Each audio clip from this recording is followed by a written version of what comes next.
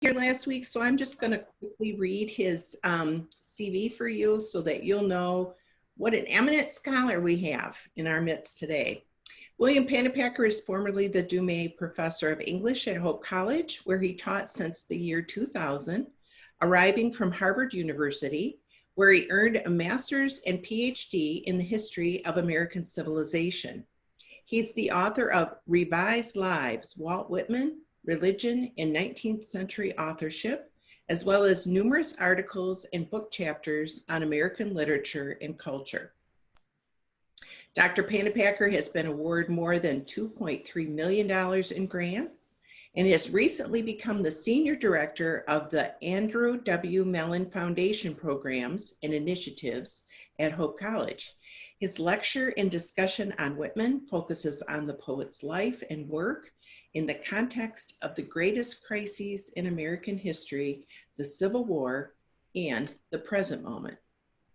So welcome, Dr. Pennypacker. Once again, if you have comments, please feel free to put them in the chat. And when Dr. Pennypacker has a little break, he'll ask for comments and questions, and I'll condense them and present them to him so you can listen for the answers. Thank you. Okay. Thank you, Amy, for that kind introduction, and also to Kim for making this event possible, and to all of you for being here for the second session on why Whitman matters. I'll be pausing at different times throughout the talk to ask whether there are any questions or observations that we can weave into the presentation as it unfolds. So where to begin? Last week we talked about some of the main reasons that Whitman matters, particularly early in his career, in the years leading up to the publication of the first edition of Leaves of Grass in 1855. You'll recall that Whitman's entry into the literary field was somewhat unusual. He was born on Long Island. He was the son of a carpenter in a large family, nope, not very prosperous, somewhat unsuccessful. Made his way into Manhattan, where he had a variety of jobs, worked as a teacher, worked as a printer, worked for a lot of publications. And during those years, acquired a great intimacy with the culture and life of the city and its people, in addition to the rural boyhood that he had out on Long Island, which made him unusual for a romantic transcendentalist writer in the United States in that era, because if you think of Emerson and Thoreau, they tended to emphasize nature as a means of accessing the divine, the sublime. And Whitman is someone who brings together both the urban and the rural. He's what you could call a joiner, in the sense that he sees everything as part of a unified whole. Some would say he even envisions the world in a kind of unfallen way, that if you can bring yourself to the sensibility that he has and that he tries to cultivate in his poetry, you can see that everything is ordered. It exists for a reason, even the things that seem bad to us, even the people with whom we disagree or feel antagonistic towards, have a reason for being. They're part of a larger harmony. And Whitman arrives at this sensibility in the process of writing Leaves of Grass in a 5-year period beginning in the 1850s. He's often described as having gone through a kind of spiritual transformation during those years, from someone who was more of a dandy or a boulevardier in New York City, spending a lot of his time hanging out in bars, and to someone who is on a kind of lifetime quest to write, as he once, probably not seriously, described the writing of the great new American Bible. This is, of course, an era when there's a lot of spiritual ferment going on. It's the era of the creation of the Mormons. And so Whitman is not all that different from that trend that was happening in the 1840s and 1850s about re-envisioning what America could be as a kind of global redeemer nation that would produce new beliefs, new ways of interacting with people very unlike oneself, that would provide a kind of city on a hill, a guide for the rest of the world, for the transformations and mergers that would inevitably come. So last time we talked a good bit about Leaves of Grass, and I read through some of it, and we talked about its strategies as poetry. It's free verse. Whitman did not invent free verse, but he certainly pioneered it and faced a lot of resistance for what he was doing. Most readers considered it that it wasn't really poetry. It was a kind of excited prose, Charles Eliot Norton said.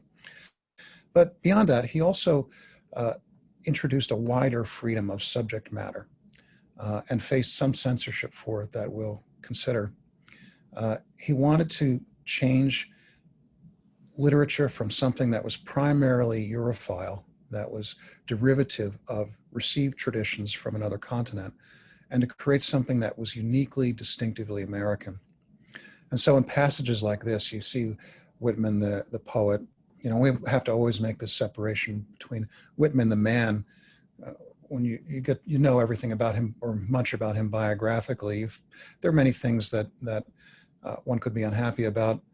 On the other hand, Whitman, the poet, is a kind of projected, idealized self, a kind of higher self that he has constructed as an emblematic American and a speaker of truths. So, for example, in this passage, I speak the password primeval. I give the sign of democracy. By God, I will accept nothing which all cannot have their counterpart of on the same terms. So a wildly equalitarian vision begins this. And then through me, many long dumb voices, voices of the interminable generations of prisoners and slaves, voices of the diseased and despairing, and of thieves and dwarfs, and of the rights of them the others are down upon, of the deformed, trivial, flat, foolish, despised, fog in the air, beetles rolling balls of dung. It's a kind of journey through the great chain of being from God down to dung beetles. But it represents what Whitman's vision of including everything, the high and the low, as part of a comprehensive and unified vision.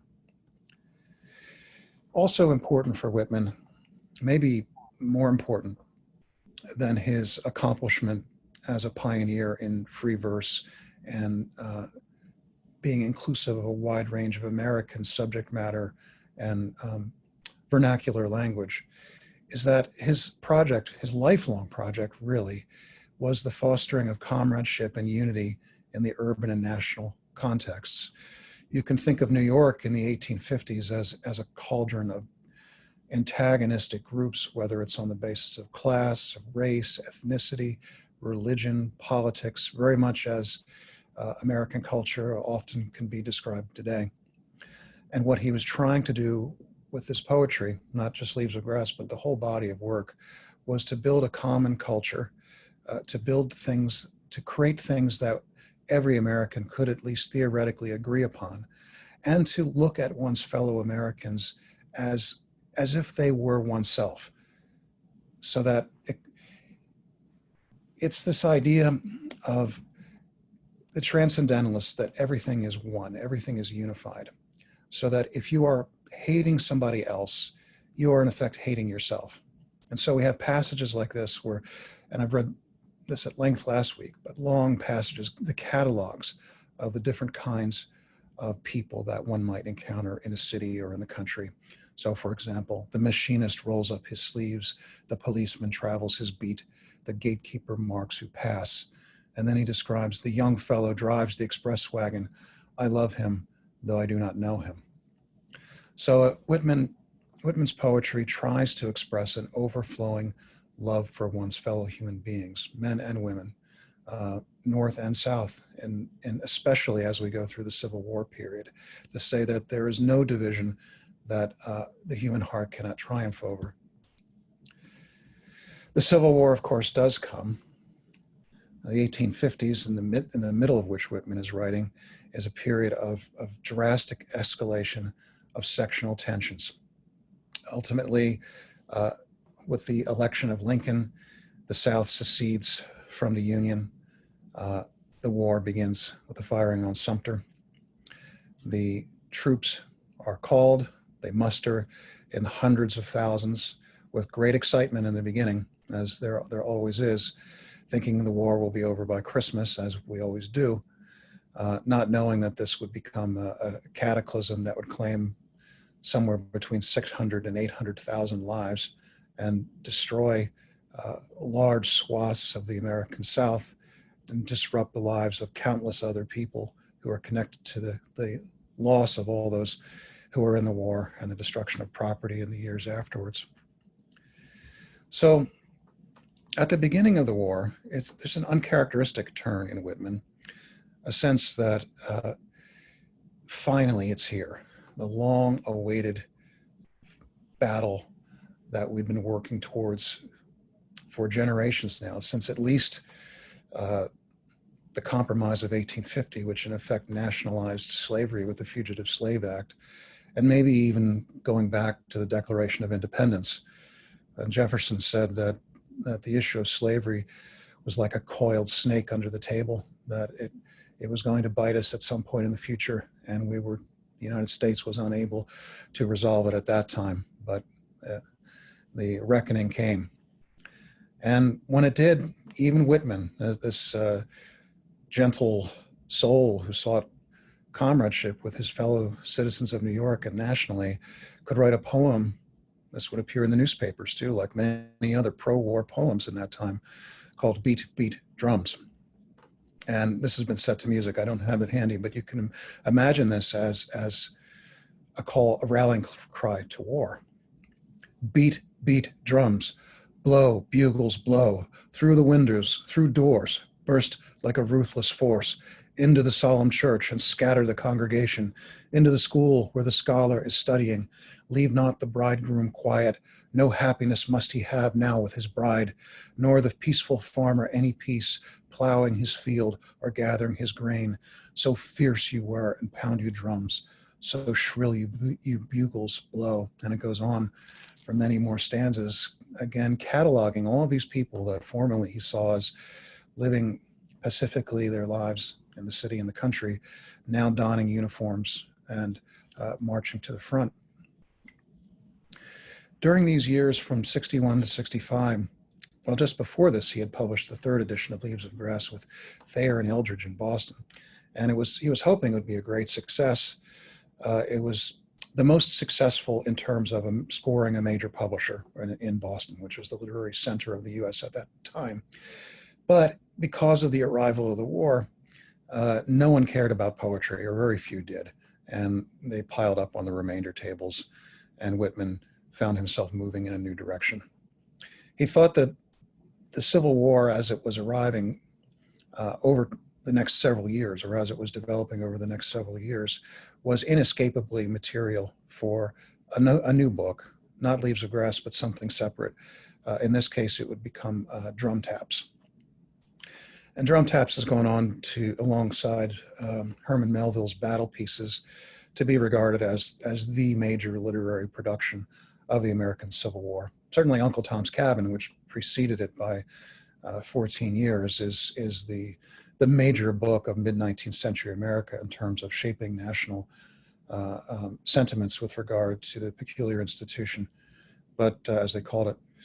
But Drum Taps was a distillation of Whitman's experiences in the war, and insofar as they are representative of the national experience during that war, it's come to embody for critics like Edmund Wilson and Daniel Aaron the pinnacle of what the United States achieved in literary terms during that time. The only other thing that might parallel it would be the speeches of Abraham Lincoln, and they do follow an interesting and similar evolution, which I could say more about soon.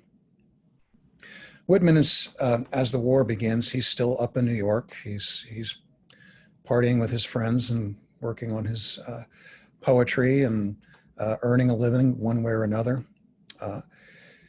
What draws him out of New York finally is the Battle of Fredericksburg, one of the early major battles of the war, and it's just terrible. People are mowed down by the tens of thousands. The tactics that the generals had at that time had not caught up with the the munitions that were being used. And so that, similar to World War I, they would send wave after wave of troops into unbreachable fortifications. And in that era, medical care was almost non-existent. The wounded would be brought to nearby houses that would be made into makeshift hospitals. And as you can see in the left, they're more or less left to their own devices to survive. And often it was incumbent upon family members to get there and help them, to get them food and water and to purchase medication for them. The support was not given equally. It was given to those who had the means to have themselves supported if they were injured in battle. And this is the same is true of the dead. These things were not organized until later in the war. So Whitman's brother, George Washington Whitman, he had a brother also named Thomas Jefferson Whitman. But George was in the Battle of Fredericksburg, and he was wounded. And his wounding appeared in the newspapers. He was listed among those. And Whitman sees this, and at his mother's urging and his own distress at what might have happened to his brother, he takes the trains down to Washington and begins looking for him. Turns out that George suffered only minor injuries. He would continue to serve throughout the war, and in Whitman's lifetime would be regarded as the other Whitman who had achieved significant things in the military, and then also in Camden, New Jersey, ultimately becomes the head sewer inspector, and is a kind of prosperous upper middle class guy. Whitman ultimately comes to live with him for a while after he has a stroke, and they were always good friends. But George was a little bit embarrassed that Walt had come all the way down to D.C. looking for him when he wasn't so seriously injured. So Whitman chooses to stay for a while to get a sense of what's going on in this city, because it's the front. Washington is a citadel, essentially, a guarded city behind enemy lines to some extent. And so it's right there at the front, and the dead, the wounded are coming back all the time. And it becomes a city of hospitals, as well as the seat of the Union government. And so Whitman begins to investigate these hospitals. Meanwhile, he uses support from his mentor, Ralph Waldo Emerson, to recommend him for a job at the Department of the Interior, specifically the Bureau of Indian Affairs. And he spends much of the war and some of the years after working in that capacity as a secretary, essentially. And we now have all of what are called not all, but many of these so-called scribal documents, things that Whitman wrote for other people, which is very interesting from a scholarly standpoint. What do you do with it? We know that we should be looking at the poetry, but a figure on this scale, really everything is of interest. And so you look at these scribal documents, and you can see that he was writing about certain things that then soon after appear in his poetry, even though it was not his words. You can find all of that stuff on the Walt Whitman archive. It's a vast continent of material on this writer, those among them. In any case, Whitman finds himself deeply moved by the hospitals and the soldiers' sufferings there, and their loneliness and deprivation, sitting there day after day with very little to do and very few comforts.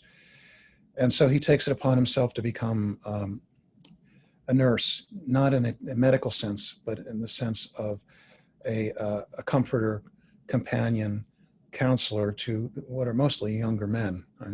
They were recruited in the military as young as 13. And so these are boys, really.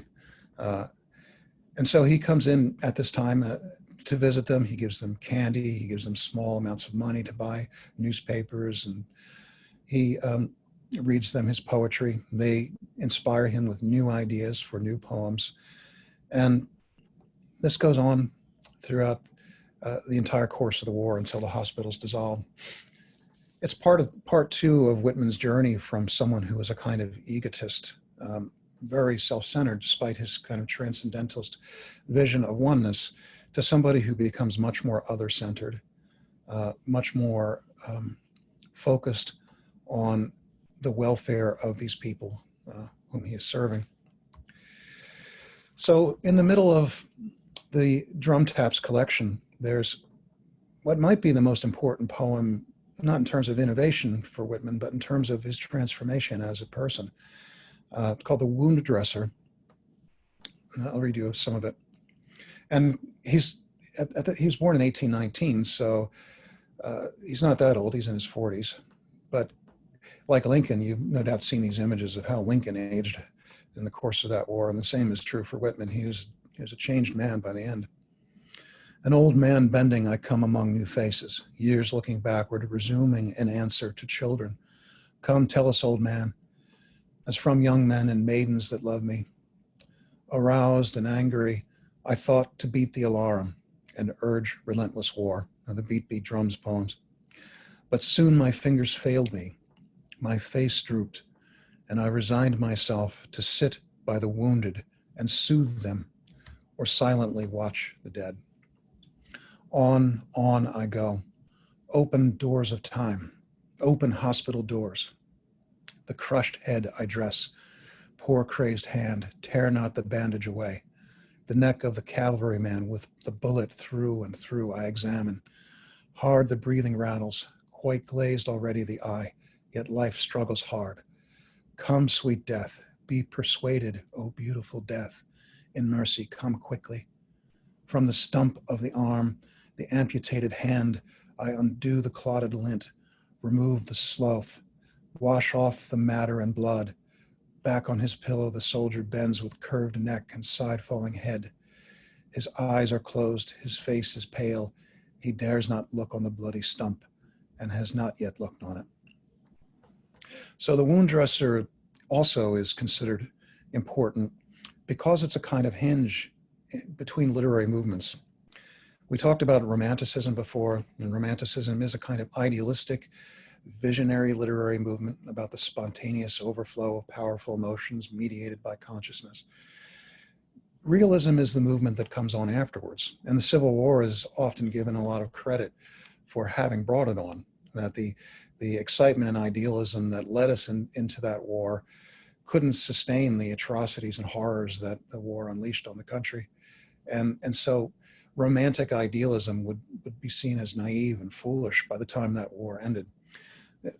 I don't have these images handy, but think of the photographs or daguerreotypes of Matthew Brady and Alexander Gardner taken during these years, the Dead of the Battlefield series, where he essentially shows bloated corpses on battlefields in a gallery in New York City to say, look, you're not seeing this every day, but I want to show you what's actually going on up there. That kind of photojournalistic reportage begins in this era, aided by technology, but also aided by a literary, aesthetic, ideological shift that this poem represents too. So the romantic, his eyes are closed, his face is pale, he dares not look on the bloody stump and has not yet looked on it.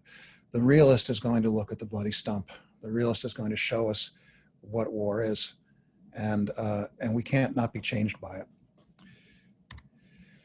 He continues, I dress a wound in the side, deep, deep, but a day or two more, for see the frail all wasted and sinking, and the yellow-blue countenance see. I dress the perforated shoulder, the foot with the bullet wound, cleanse the one with a gnawing and putrid gangrene, so sickening, so offensive, while the attendant stands behind aside me, holding the tray and pail. I am faithful. I do not give out. The fractured thigh, the knee, the wound in the abdomen, these and more I dress with impassive hand, yet deep in my breast a fire, a burning flame. So by 1865, this is Whitman, not the rough working man of the 1855 frontispiece, but a kind of paternal and simultaneously maternal figure known to countless soldiers in the hospitals of Civil War Washington. We have his letters too. He wrote letters for the soldiers, and many of these have actually surfaced as family treasures. But he also wrote letters to the soldiers, and they wrote to him. He stayed in touch with some of them over the years, and they've been collected in an edition of them, as well as in the correspondence of Whitman. By the end of the Drum Taps poems, and there are many, and I'm just calling attention to three in this case. For example, he does not give short shrift to the plight of African Americans in that work. Consider a poem such as Ethiopia Saluting the Colors. However, Whitman is often seen as what David Blight would call a poet and celebrator of reconciliation. And I don't mean this as a strong criticism, but merely one that lends ambiguity to his project. So I think Reconciliation is one of his great poems. So I'll read this to you. And this is all of it. It's short, comes at the end of Drum Taps. Word over all, beautiful as the sky, beautiful that war and all its deeds of carnage must in time be utterly lost, that the hands of the sisters death and night incessantly softly wash again and ever again this soiled world. For my enemy is dead, a man divine as myself is dead. I look where he lies, white-faced and still in the coffin. I draw near, I bend down and touch lightly with my lips the white face in the coffin. So this is a moment, Whitman would say in another place in Drum Taps, was one side brave, the other side was equally brave. He's going to refuse to make a distinction anymore between the North and South. And this is often again seen as part of a reunion culture. This is the 1913 Gettysburg reunion, where the surviving Union soldiers and Confederate soldiers shake hands across the stone wall where so many had died. In the years after the Civil War, the reasons for that war were not often spoken of, namely slavery and the perpetuation of it as an institution, and its spread into the west of the United States, and perhaps even beyond that, into a broadening American empire that encompassed the Caribbean and the Pacific and Latin America. These were all visions that were very much in play at that time and could have been an alternate history, but for that war. In the years after that war, though, much of that had to be forgotten in order to foster some kind of unity between the North and the South. And so it was not spoken of. And Whitman often, and I think it's fair to say rightly, shifted the focus onto the culture of reunion and how to foster that reconnection of a United States, which he still saw as a redeemer nation, with this new birth of freedom, as Lincoln put it, enabling the United States to take its rightful place as a major power on the world stage, and one that would help to foster the kind of cross-identity-based unity that he always celebrated in his poems, to take it onto a global scale rather than a national one, as had been the case before or leading up to 1855. Whitman's poetry, as time went on, up to the deathbed edition of 1892, was one of not just American, but a global human unification. He's a kind of anticipator of works like The Family of Man and the visual iconography that one might find in the United Nations in the 1950s. Well, Drum Taps is going into production at near the end of the war, early 1865. The end of the war is imminent. And all during the course of Whitman's time in Washington, he had become an observer and an admirer of President Lincoln. In those days, the president would ride through Washington in an open carriage, flanked by mounted guards, but nonetheless, he was openly visible for anyone to see within the city. Whitman sat in the anteroom outside Lincoln's office at the White House and caught glimpses of him and hoped to be invited in to meet him. He never was. There's a story, it's probably not true, that was made up by a Whitman admirer, I suspect, named Van Rensselaer. But Lincoln reputedly saw Whitman standing outside the White House. He apparently would stand outside the White House and just observe Lincoln in his office, I guess from whatever distance was possible. And Lincoln saw him and said, "Who is that man?" And that's really all we know about Lincoln ever having thought about Whitman, although there are stories that perhaps he got a hold of Leaves of Grass and read it. We don't know. But we do know that Whitman found a deep affection for Lincoln during the course of that war, reading his speeches, observing him. He said that he's so awfully ugly that he's beautiful, He saw Lincoln as a kind of characteristic American type who had almost sprung up out of the earth, like the persona of Whitman himself, out of the soil, formed here, parents the same, and so on. And he saw Lincoln as a kind of redeemer president. By the end of the war, near the end of the war, in big letters in one of Whitman's journals, he writes, "I love the president personally." And so when Lincoln dies on Good Friday, April 13, 1865, Whitman is, like much of the country, shocked and horrified by this. He's in New York at the time and with his mother, and he says they couldn't eat. They drank coffee all day and read the newspapers and did not know really what would become of the country in the aftermath of this. No one did. So the death of Lincoln provokes in Whitman an outpouring that is called the sequel to Drum Taps, and that will become part of the bound book subsequently. There are several great poems in that. The two most notable are "O Captain, My Captain," and the other one is "When Lilacs Last in the Dooryard Bloomed." You know, if you ask somebody to name a Whitman poem, it probably will be "O Captain, My Captain," and it's much derided.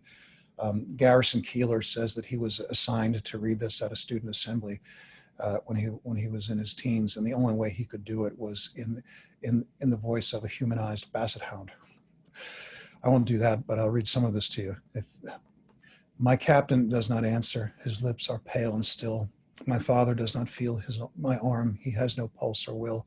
The ship is anchored safe and sound; its voyage closed and done. From fearful trip, the victor ship comes in with object won. Exult, O shores, and ring, O bells! But I, with mournful tread, walk the deck. My captain lies, fallen cold and dead. For 1865, I think this was a very moving poem. It was reprinted many times in newspapers in the North, and it became famous. It helped to change Whitman's reputation. It helped to make him into more of a popular poet, and it's so uncharacteristic of his work with rhyme and rhythm and meter. It's not a Whitman poem, but it's a poem that helped to build a new audience and a new respect for a poet who was seen as an outsider, too unconventional, and to some extent unacceptable for respectable people to read. This helped change that. Whitman also wrote a poem in this called "When Lilacs Last in the Dooryard Bloom," which narrates partly the Lincoln funeral train, which makes its way from Washington back to Springfield, Illinois. And for Whitman, it's a kind of unifying moment where the sacrifice of Abraham Lincoln helps to forge a new national cohesion. That it was almost too perfect. That in order for the war to conclude in a spiritual way, there had to be a final sacrifice of its leader for the Union side, and that's what that poem ultimately does. It mourns, grieves the loss of Lincoln. It grieves the loss of Whitman's younger self, but it also constructs a means by which the poet can go forward and have something to say about a reborn United States. In the years after the war, Whitman would never let go of that relationship with Lincoln. He would work to suture them together in the national imagination, to put himself forward as the poet celebrator of Lincoln. He gave lectures annually on, not every year, but many years, on the death of Lincoln, a kind of spellbinding account of the Forged Theater assassination that had been told to him by a friend named Peter Doyle, who was there. Whitman didn't do anything to diffuse the impression that he too was there, but it was based upon unique firsthand accounts. And it also placed in perspective what Whitman thought Abraham Lincoln meant for the United States. This particular ticket is from the Madison Square Theater lecture, which in New York, which was a benefit for Whitman, who was unemployed and still recovering from a stroke at that time. And it brought in a lot of people. Mark Twain was there. And Whitman's bitterest enemy, James Russell Lowell, the uber rich language professor at Harvard who blackballed him from the Saturday Club, who spoke ill of him on every occasion, turned up for this lecture and said something like it at the end to his friend, William Dean Howells. That's the most remarkable thing I've ever seen. And one can only speculate what he meant by that. But I think one interpretation is that Whitman is somebody who, the older Whitman, the post-Civil War Whitman, the celebrator of Lincoln Whitman, is so radically different from the younger man was. And yet there's so many continuities. I want to pause there and see if any questions have come up about particularly the Civil War period. It's not exactly about the Civil War period, but at the beginning you were talking about his feeling that everything is unified and loving everything. And so the question was raised, do you have any opinion or feelings about what he would have thought about the current climate change? Well, I think he would see the current moment as analogous to what the United States was going through in the 1850s, that it was a time of great polarization, great intergroup antagonism, and there's a shortage of people who are able to speak the words and conjure the vision that everyone in the United States can agree holds us together. In the time of the Civil War, I think Lincoln probably was the best person doing that. Certainly our most literary president. That call of Lincoln's to the better angels of our nature, that we shouldn't be enemies. We have so much in common that we must be friends. And if we're not, what we are facing in the not so distant future is something more horrible than any of us can imagine. And I think Whitman saw it coming. He went to the front. He experienced the carnage that resulted from that. And he found a voice very much echoing those of Lincoln, that he wanted to contribute to the rebuilding of the nation. Unfortunately, that voice neglected as much as it included, as any kind of vision must. But this was a period in which literary works, public oratory, they were aimed at trying to foster unity and a prevention of conflict of the kind that Whitman would then experience. And I feel like we're very much at this time on the cusp of something like that time. And we need to be looking around for somebody who can pinpoint and articulate and bring people a feeling of these differences are not so great that they can't be reconciled. And I think that's why Whitman ultimately matters, because here's somebody who in his era was struggling to do that. Imperfectly, Lincoln perhaps is the even better personification of that, and had the visibility to do it. And it's a powerful representation of the kinds of voices and efforts that are needed now. So in the years after the Civil War, were there any other thoughts or questions, or was that? Yep. No. In the years after the Civil War, Whitman was consolidating his reputation. He worked on new editions of Leaves of Grass. He bound drum taps into leaves so that he essentially remained a one-book person. All the work subsequent to that would ultimately be devoured by leaves. He published a number of other books. After All, Not to Create Only, Goodbye, My Fancy, and a lot of pamphlets, and ultimately all of that would be bound into Leaves of Grass. He suffers a stroke not long after the war and is unable to continue working. And he goes to Camden, New Jersey, which at that time is an up-and-coming working-class city across the Delaware River from Philadelphia. Take the ferry. He loved ferries. He used to go back and forth from Brooklyn to Manhattan on the ferry. Wrote that famous poem, Crossing Brooklyn Ferry. And so Camden and Philadelphia it was kind of parallel to what Brooklyn and New York were in Whitman's earlier days. So he goes to live with his brother, George Washington Whitman, and his sister, Louis, or his wife. And he has a room in the house, and they tend to him for a while. And as he recovers, he begins to go exploring in the city and making new friends and rebuilding his life. He never fully recovers from the stroke. He remains partly paralyzed. His speech is affected, but his mind is still sharp. He receives donations, and they're benefits for him. And ultimately, he buys a house on Mickle Street. That's the one we see in this image. He has a housekeeper, and he begins to attract disciples. There's no other word for it. He sits by the window. For about 15 years, he lives in that house and cultivates these friends, admirers, disciples, keeps working on his poetry right up to the day he dies.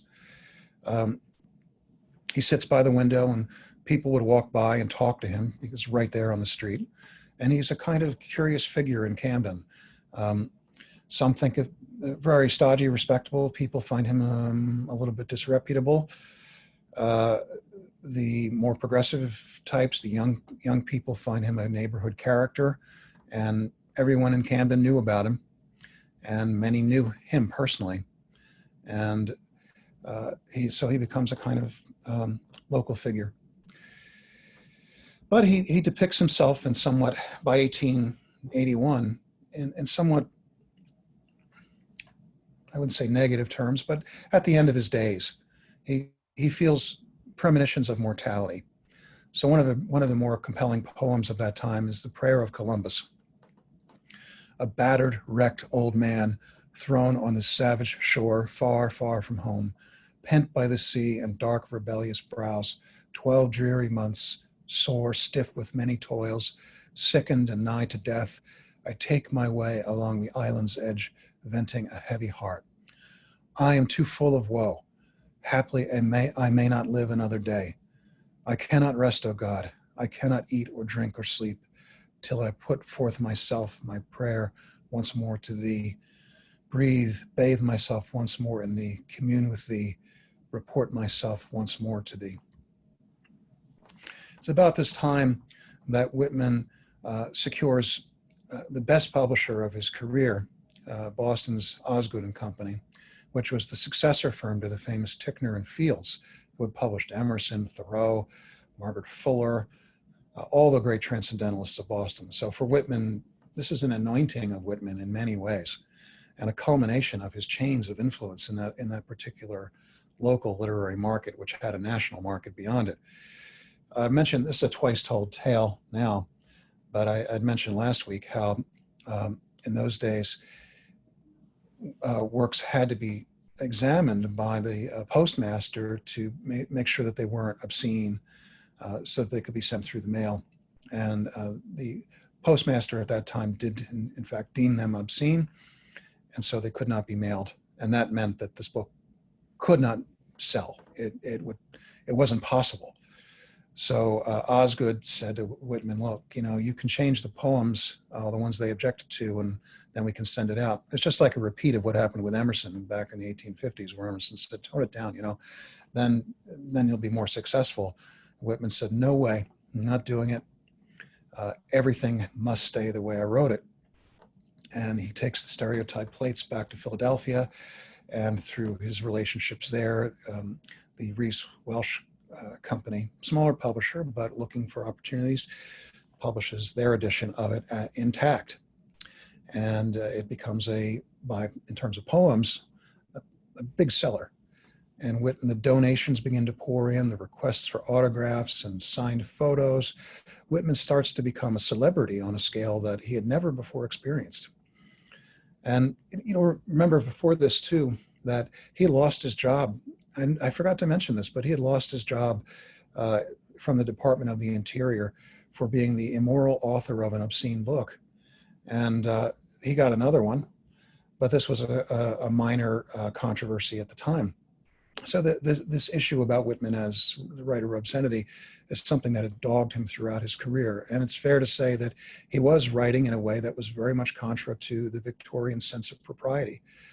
It endeared him to subsequent writers who were seeking to open the boundaries of what could be said. It also made him seem, as I said earlier, like a proto-realist, and that we're not only going to focus on the higher ideals, but also on the grittier realities and to draw lines of continuity between them. In any case, 1881, 82 is another step on the way to a different Whitman, a Whitman who will become the good gray poet. This guy. They started merchandising Whitman, Walt Whitman on the back. Although I think I've also seen this bust sold as Karl Marx. He begins to have digital visitors. I mean, distinguished visitors. Perhaps most notable among them, Oscar Wilde. He's on his American tour at that time, and Wilde comes to Whitman and sees him as a kind of, the phrase used was heroic spiritual grandfather. That what Whitman was trying to do, Wilde was trying to do in works like Dorian Gray and De Profundis. Also, the important surgeon, Sir William Osler, comes to visit him and sees Whitman because of his work in the hospitals, and his writing about that as an important figure in the history of medicine. He gets letters from Bram Stoker, the eventual author of Dracula, and some have made the case that Dracula is in some indirect ways based on Whitman himself. He gets letters from John Addington Symonds, the art historian, who's trying to understand whether the personality questions with regard to Renaissance artists like Leonardo and Michelangelo, and what Whitman perceives about them. So you'll note that a lot of them come from Europe. And Whitman initially was writing for Americans, of course, and continued to write for them. But it's the Europeans who pick up on him first. And they'll see him as a descendant in some ways of William Blake. They'll see him as a kind of radically political writer who is an antecedent of socialism in many respects. Although at the same time, the United States, especially during the Cold War, will argue that Whitman is the poet of heroic capitalism. The thing about Whitman is you can find what you're looking for. His body of work is so large, so extensive, and his commentary on it too, that you can build the Whitman that you need for your time and your views. So it's challenging to say who the real Whitman is. Even he said by 1889, there's so many Walt Whitmans about, I don't know which one I am anymore. One thing that's almost comical about this, it's like the Ministry of Silly Walks, is the Bolton Whitman Fellowship that was founded in Bolton, England. Two lower middle class men, clerks essentially, become enamored of Whitman's writings, see them as liberatory, see him as a prophet, and they go on a pilgrimage to Camden. They collect locks of his hair and get all of their books signed. And while they're visiting, Whitman's canary dies, and he gives it to them, and they take it back to Bolton. And I've been to the Bolton Library, and the canary is there, and they put it in a cage, wired up, and all of the stuff that they collected from Whitman over the years and brought out for these fellowships, including this three-handled cup that they passed around and all drank from as a kind of communion rite. It's all there in the library. Sometimes this is called the Whitman Church. But it's just representative of the kind of enthusiasm that Whitman was greeted with in England in particular as a poet of a kind of emerging working class consciousness. I mean, I can imagine this is like in Howard's End, the clerk who has all these literary sensibilities might have loved Whitman. That kind of, Leonard Bast was his name, as representative of this particular cultural type. He also attracted the admiration of William Blake's widow, or not William Blake, the biographer of William Blake's widow, Anne Gilchrist, who falls in love with Whitman reading his poetry, sees him as a kind of proto-feminist, a celebrator of the rights and virtues of women. And she writes to him and actually says she wants to marry him. And Whitman's like, no, I just want to be friends. And she kind of as a surprise comes to see him in Camden. And they eventually do become just friends. And Whitman is a frequent guest at their house.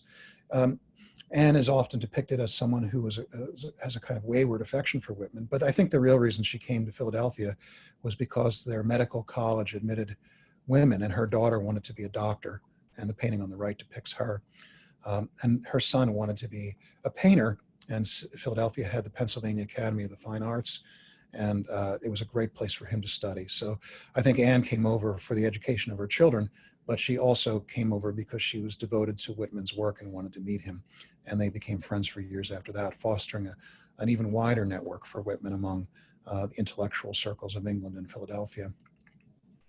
As I mentioned last time, Whitman also became friends with Thomas Eakins, who was a teacher at the Pennsylvania Academy of the Fine Arts, who lost his job for doing nude figure studies with primarily female students as the artists and male subjects. I mentioned earlier that Whitman in some ways is a proto-realist, and that The Wound Dresser is a poem that hinges on the shift from romanticism to realism. Eakins is best remembered as one of the pioneers of American realist painting. And the one on the right, the painting is called The Gross Clinic. It was submitted for the 1876 exposition in Philadelphia. By the way, Whitman tried to get the opening poem for the exposition. He did not get it.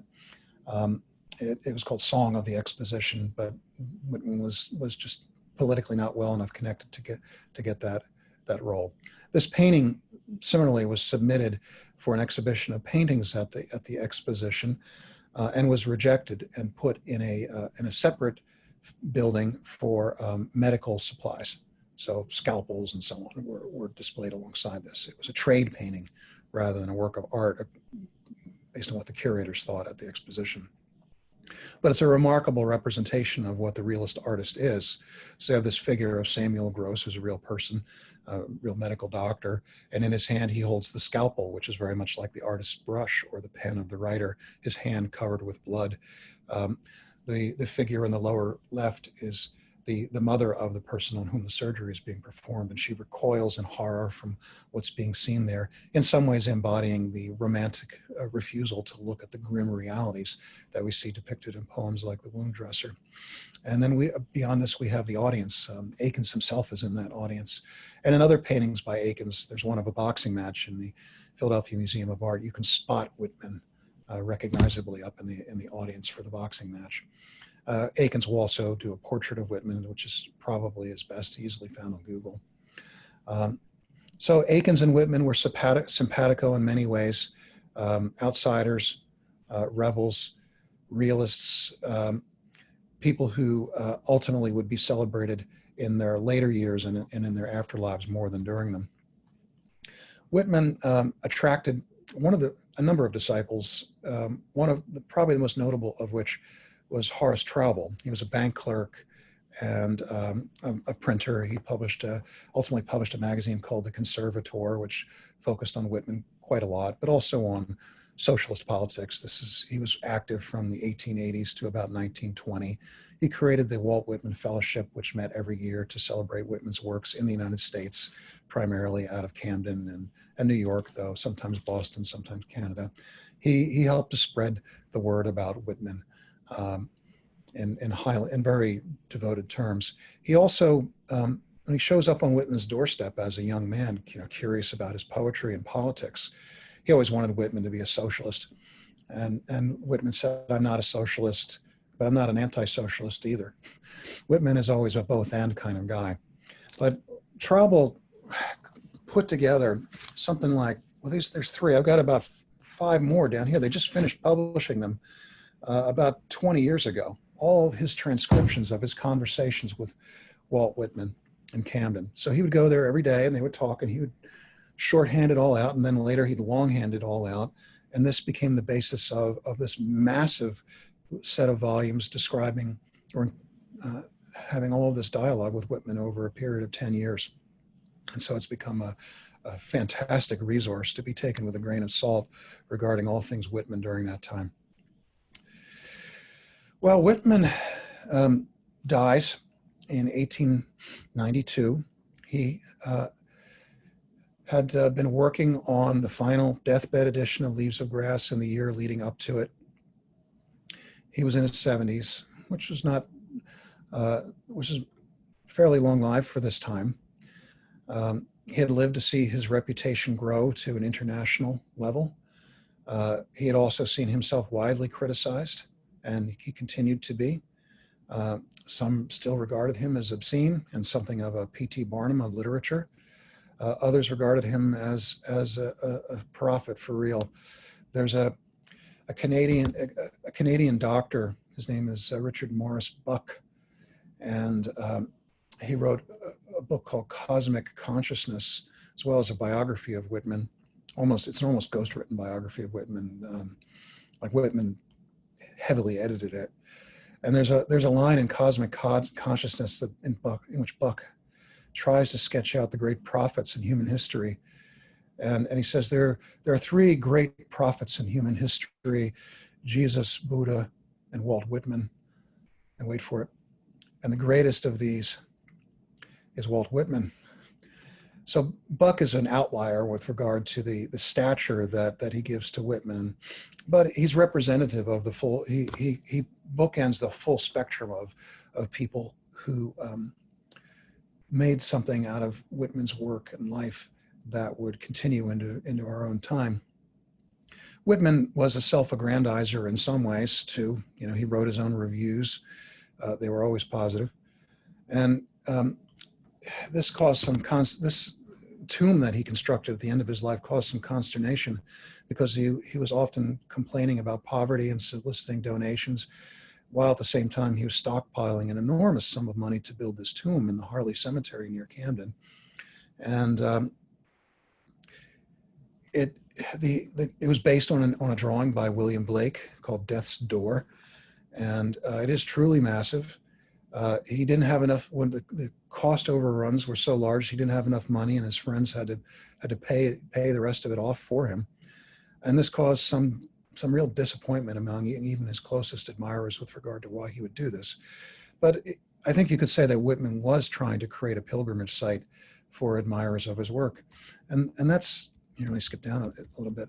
That's in fact what it has become. Here's a recent image of it. Still stands. It's a lovely spot in the cemetery. He also had his family members relocated there, although the pediment just says Walt Whitman. But he gathered much of his family there. So it's a family tomb. There's a massive stone door that stands ajar. And on the trees nearby, there are always carvings. And if you go up to the gate, you can look in the gate there. You can't reach the tombs, of course, but scattered all over the floor, anytime likely that you visit this tomb, you'll see notes of admiration and drafts of poems and beer cans and other tokens of esteem that have been left. It's something like the grave of Jim Morrison in Paris. So to this day, it has in fact become a pilgrimage site for admirers of Whitman worldwide. Of course, it was already going on in Whitman's lifetime, the commemoration and commodification of his image, if not his works. This is from a box of cigars. So there were Walt Whitman cigars. Apparently Whitman had endorsed Old Crow whiskey. Oops. I've not been able to find textual evidence for this. I haven't looked very hard, honestly, but I think it's possible they made this up. But there he is. This looks like it's from the 50s rather than Whitman's time. Whitman was not a drinker of whiskey, as far as I know, but he did like a glass of champagne on occasion. Camden, New Jersey put up a Walt Whitman hotel in the early 20th century. It's been subsequently torn down. But Camden was starting to brand itself in the 20th century as a Walt Whitman city. And it was still up and coming at that time. It was the global headquarters of RCA. They were making televisions and radios when those were still highly popular things. The Walt Whitman Bridge went up in 1955, the anniversary of Leaves of Grass. Not without some controversy, because pastors in Philadelphia still lamented that the civil infrastructure might reflect the life of someone whose work had not been fully respectable by the terms that they perceived at the time. But the bridge nonetheless went up. Camden, on the other hand, went down. Camden is actually my birthplace, not this image, but I was born in Camden. It was at that time, it was I guess you could call it a working class city. There still was manufacturing.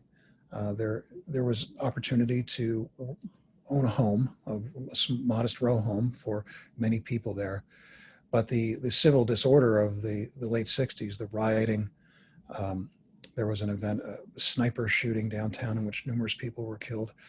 The rising crime rate began to erode the confidence of many of the residents in the prospects for that city. And I was part of a working class white flight from Camden in the early 1970s and to Philadelphia in my case. But there's a Camden diaspora that took place during that time. And since that, then the city has been often at the top of the most dangerous cities in the United States.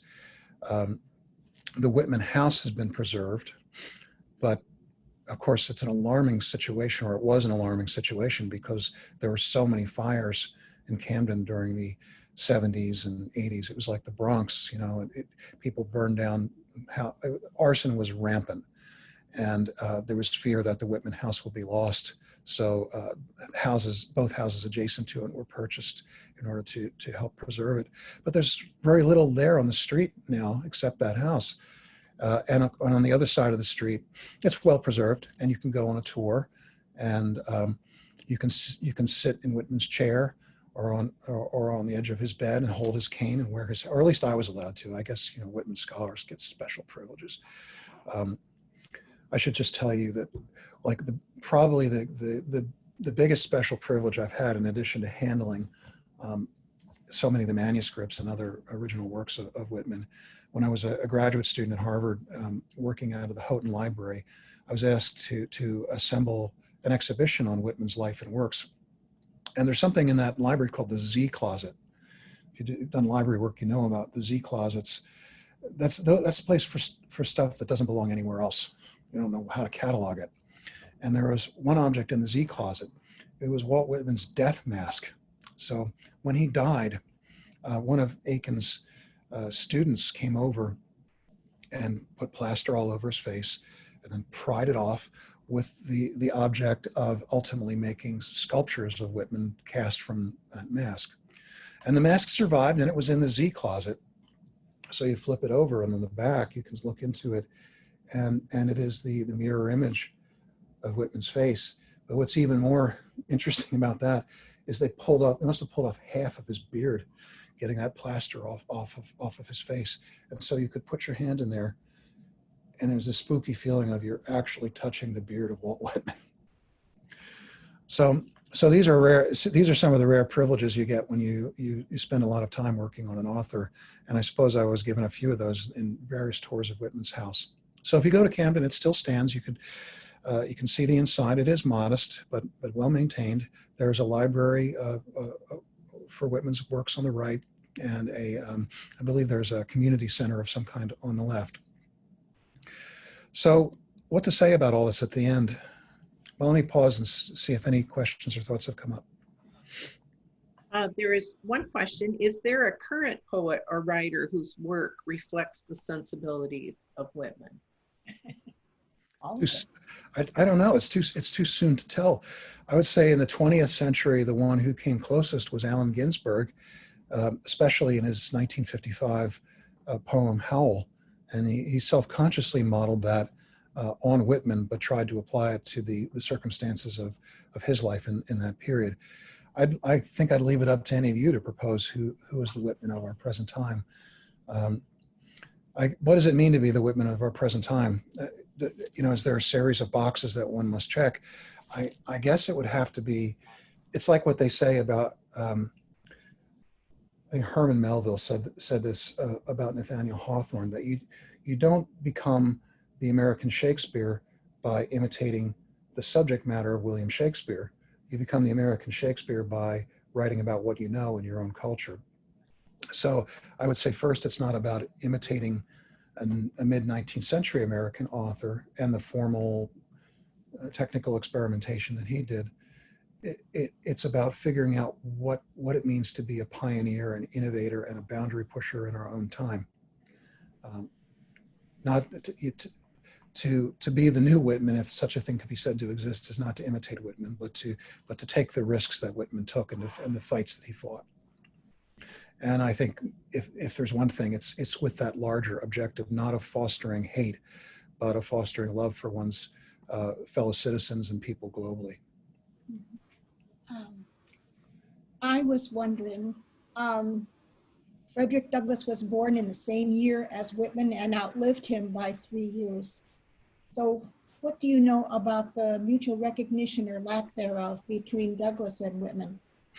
I don't know that they ever met, and I don't know that Douglass was ever aware of Whitman. I actually did my dissertation on the combined works, or the serialized autobiographical works of Whitman, Barnum, and Douglass. They all wrote multiple autobiographies. And so Douglass is a parallel figure in some ways, in that he's an individual who comes even from nowhere, in the sense he had to liberate himself from slavery and then raise himself up from that one step at a time. But in the course of doing that, he is making himself into a kind of American everyman, or at least an embodiment of the enslaved and then emancipated African. Whitman does something very similar to that in 1855, in the sense that he's the American everyman. He seeks to embody something far greater than himself. So there are parallels between the two, but also great differences. Whitman is a figure who comes out of lower middle class or upper working class culture. Douglass comes out of slavery. And so Douglass's struggles and triumphs, as he would call them, or life and times, represents something that Whitman could never represent, and that Whitman to some extent neglects in his larger body of work. That Whitman has a very mixed record on African Americans, and it's the distinction I was making earlier between the actual Whitman, the private Whitman, the things that he would say in his conversations with Traubel, and the idealized self-representation that we have of Whitman in his poetry. So I don't think Douglass was aware of Whitman, or if he was, it was only, very casually. I think Whitman had to be aware of the existence of Douglass because he was truly a national figure and a global figure, but he never had anything to say about him that I've seen. Thank you.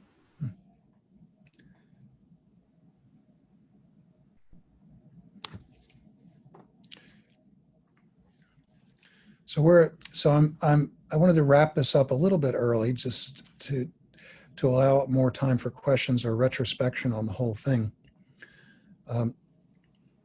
So why do we remember Whitman? How has he survived up into the present? It's a mixture of things, and in many ways, it's a series of accidents. We think about a poet like Emily Dickinson. It's entirely possible she could have remained forgotten. Her work could have never been discovered.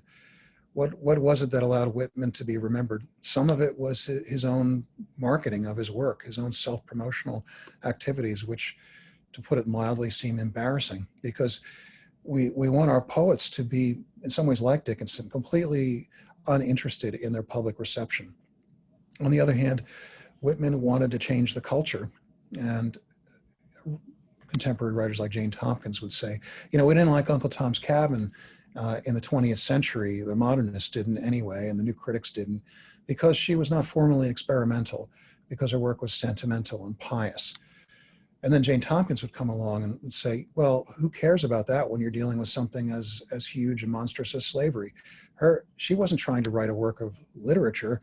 She was trying to end slavery. And she really helped to do that. Lincoln himself said, so you're the little lady who started this great big war. And so much of the credit for the precipitation of that conflict that ended slavery tracks back to Uncle Tom's Cabin. I think Whitman wanted to do something similar, and that is, he wanted to have impact. And he did that in a variety of ways. One was to get the tastemakers to approve of him with that big for initial volume that he sent to those people. But then in the next volume, he shrunk it down and made it pocket-sized and cheap, because he wanted to have a lot of people reading it and have them changed by it. It would never come to pass.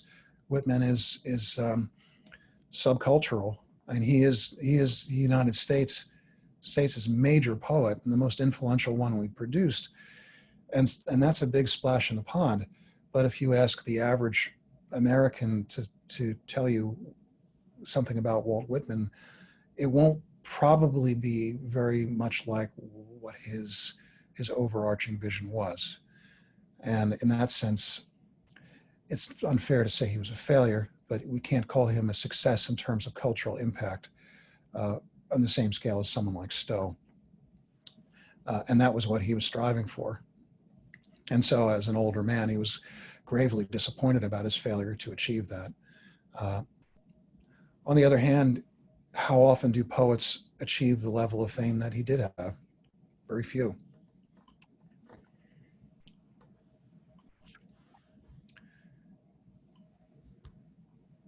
So I've got a bit more time. If anybody has any other questions, just throw them in the chat and I'll get them together.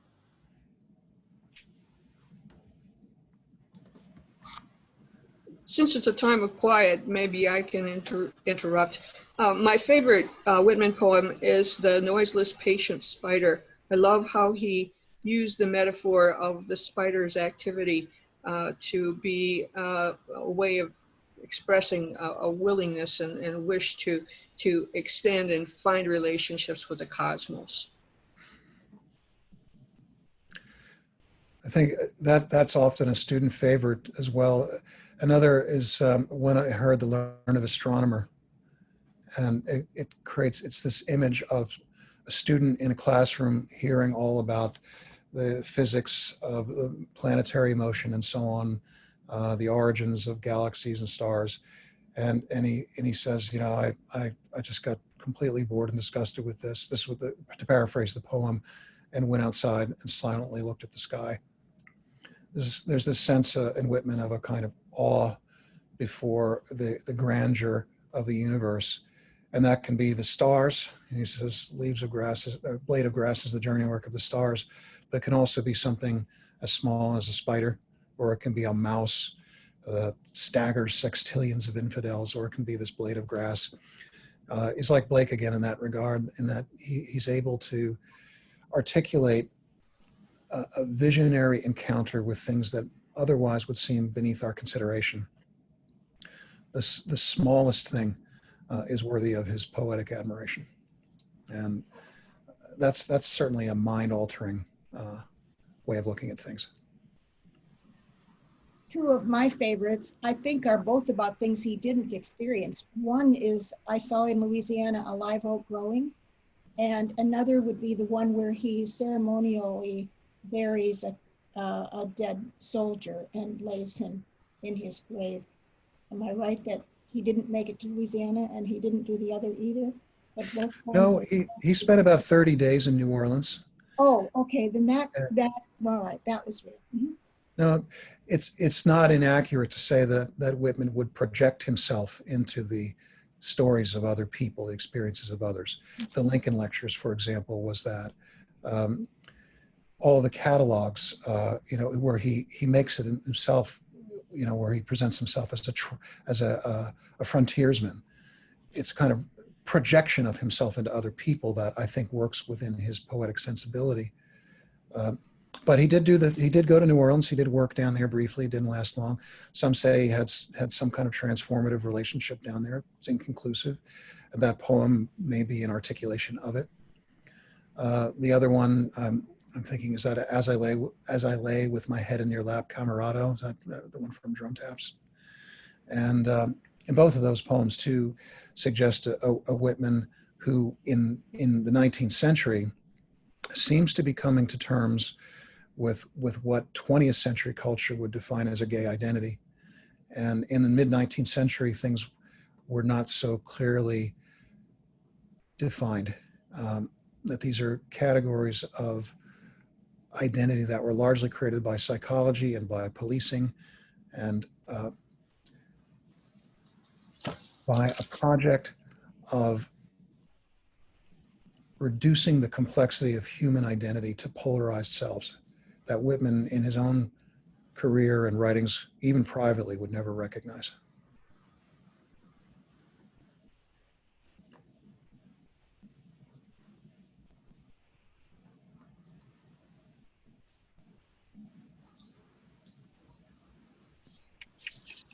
What was the poem about the lilacs again? Can you name the title of that so I can look that up? Oh, sure. That's When Lilacs Last and the Dooryard Bloomed. Thank you. And that's part of the sequel to Drum Taps. It was alongside "Oh Captain, My Captain." Lilacs is the good one. But it didn't help to make him famous. No, serious people read it at that time and thought it was a fine poem, but it had nothing in it that would make it popular like "Oh Captain" did. Do you happen to know how many poems were in, how many individual poems were in the last edition of his book? I have no idea. Hundreds. Hundreds. You know, it's a slim volume. It just kept getting thicker and thicker. And so it would be hundreds. It wouldn't be in the thousands, would it? I don't think thousands, but you know, 1,000 maybe. I've never counted. There's a concordance to Whitman's poetry that's about this thick. So just all the words that he used probably amounts to 500,000. So he's an omnivore of vocabulary. He's always looking for new words to use, and sometimes he doesn't use them correctly. One poet I admire says, "The wastebasket is my master." Do you get the idea that Whitman threw away any of his work? He just said, "This one isn't working," and threw it away? Well, he kept a lot. In later years, he burned a lot too. I think he burned most of his personal correspondence, anything that he didn't want known. He also, I don't know that he burned his drafts. A lot of these drafts have survived. If you go to the Whitman archive, they now have the drafts alongside the actual poems in various editions. And one thing that Whitman scholars have always done is try to chart the evolutionary development of poems, since he published so many of them, and then to look at the substrata in the notes. And Whitman is a nightmare for editors, because we had to get to the digital era to present this stuff properly, or it had to be done photographically, because if you look up here, there's red books up there. Several of those are the notebooks and unpublished prose manuscripts, like 6 of them. And they're not in facsimile form. They are in a kind of editorial, schematic form that, if you don't understand the rules of that editorial schematic, is completely unintelligible. So, and this is what I had in graduate school when trying to do this work. It's what drove me to biography instead of close analysis. But now we've got photographic facsimiles of his notebooks and manuscripts available online with annotations. So you can look at this, and if you wanted to, you pick any poem, and maybe there's a chance that manuscript versions of it with all kinds of crossing out and substitutions survive. So I would guess Whitman threw out more than he kept, and what survived was largely accidental. But there's so much out there that hasn't even been worked on yet. So there's, as long as Whitman's reputation remains intact, at least as a subject of historical interest, if not literary interest, permanently, as an emblematic figure of 19th century America, there's plenty of work to be done. I don't know that we'll ever run out. There's even a new book that just came out called The Life and Adventures of Jack Angle, about 3 or 4 years ago, written by Whitman. It was undiscovered. And by doing a search in looking at word patterns, you can find authorship by characteristic word patterns now.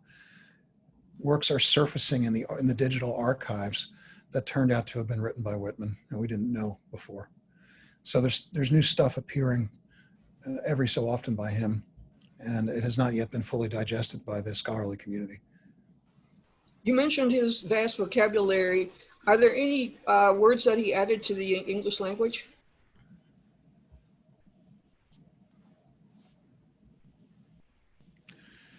I can't think of one that he added. I can think of words like foo-foos that he probably picked up from street language and then got into the books. So, if you're flipping through a new version of, like an American version of the Oxford English Dictionary, and you're trying to find the earliest extant printed version of a word, I'm guessing that Whitman, a word like that, Whitman might have been the collector of those words and would have gotten those in print before anybody else. And he was working on an American slang dictionary, so that'd be a resource to go to as well as a kind of collector of words. I'm sure he must have invented some words, but I can't think of one in particular, or he gave them new usages. Thank you. Is there anything on the trees or around his gravesite that is worth mentioning that people have left?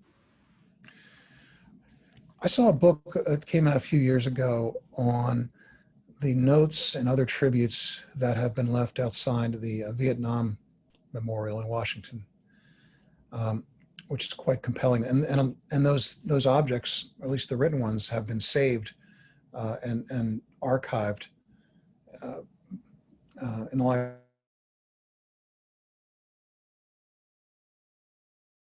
With Whitman's tomb. I'd like to think that somebody somewhere has been keeping all this stuff in a box, in a Z closet maybe, and that this would be a wonderful subject for a graduate student to delve into, to look at these tributes left to Whitman. We call this a reception study, and a lot of what I do is in that area. It's trying to understand how an author is received in terms of the reviews and opinions about that author over time, and how reputations rise and fall. And I think looking at those notes would be very revealing in that regard. But I don't know that it's being done. I think I know who to call, though. And then a comment that that we could listen to you read to us anytime, and we'd like to hear other courses from you. So that's a very nice thing. Which, if there aren't any other questions or comments, I will say that there will be an evaluation form sent to you via email from the HASP office, and we'd love to hear back from you about the course. And I want to thank Dr. Pannebecker for all his preparation, for his wonderful presentation, and for sharing so much interesting information with us. Thank you. Well, thank you. But before I go, one thing that Whitman is better heard, I think, than read, though reading you can certainly find a lot there. One of the ways that I got interested in Whitman was when I was a teenager, the local public library had an LP collection. I can still remember the smell of the vinyl that those LPs were in. And one of them was Orson Welles reads the poetry of Walt Whitman. And so I really didn't know who either of those people were. I checked it out and listened to it. And I thought both the narrator and the subject matter are really amazing and compelling. And I made a bootleg copy of that LP with a portable cassette recorder. And over the next, I don't know, decade or so, before I ever got to grad school and thought about Whitman again, I'd listened to it intermittently and thought, this is just an amazing piece of audio. So the Orson Welles reading of Walt Whitman, I'm sure exists on the internet somewhere, just a Google search away. But there are numerous other Whitman readings.